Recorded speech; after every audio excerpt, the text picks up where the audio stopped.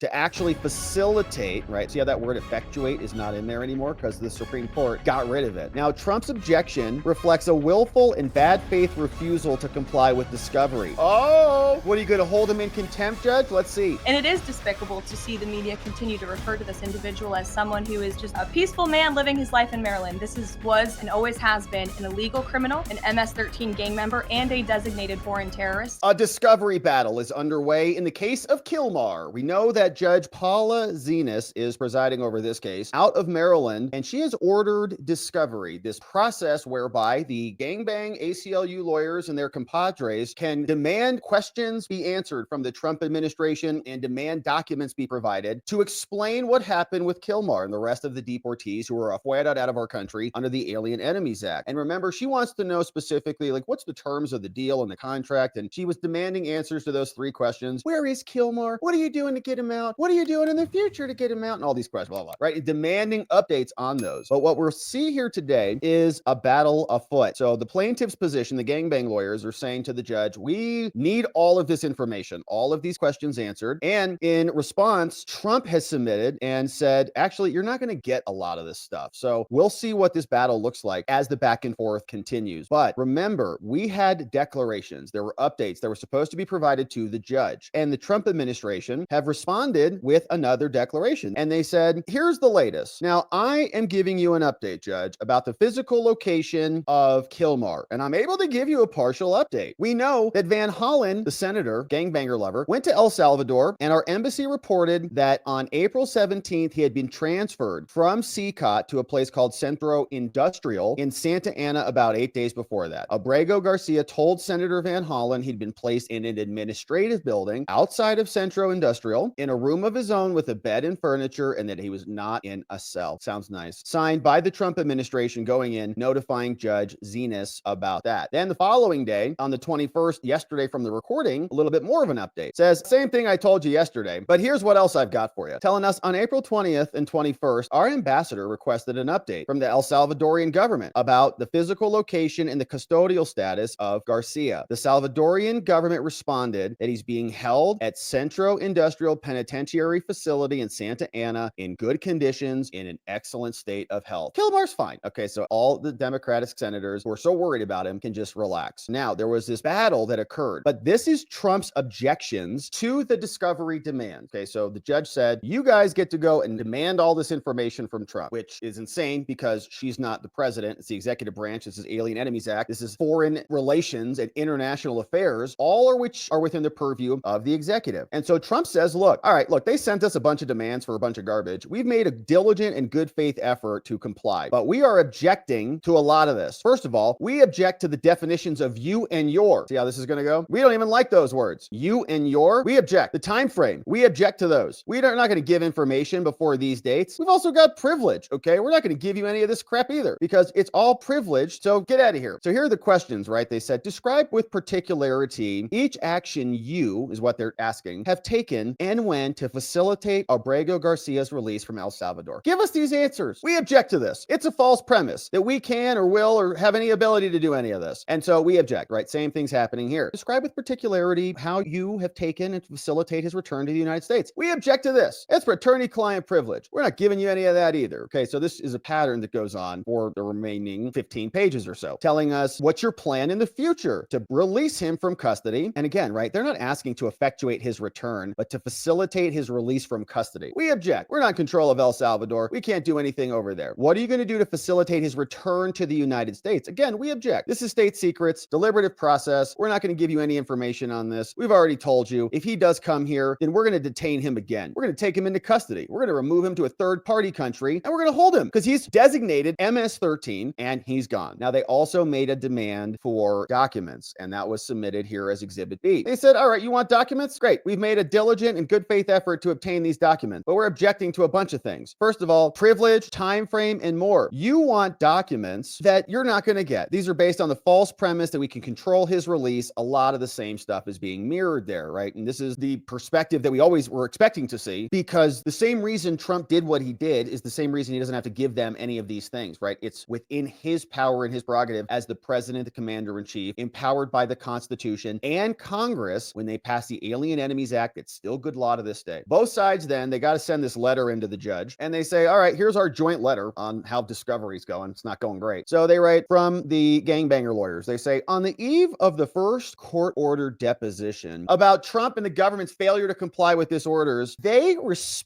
Trump responded to our discovery requests by producing nothing of substance. Its document production consists entirely of public filings from their dockets, copies of our own discovery requests. Okay, so they just like what they got sent, they just copied it and sent it back to them. Oh, you want to know what's in our file? Here's in our file. It's your documents. We sent these to you. Well, it's what's in our file. You wanted copies of it, so here it is.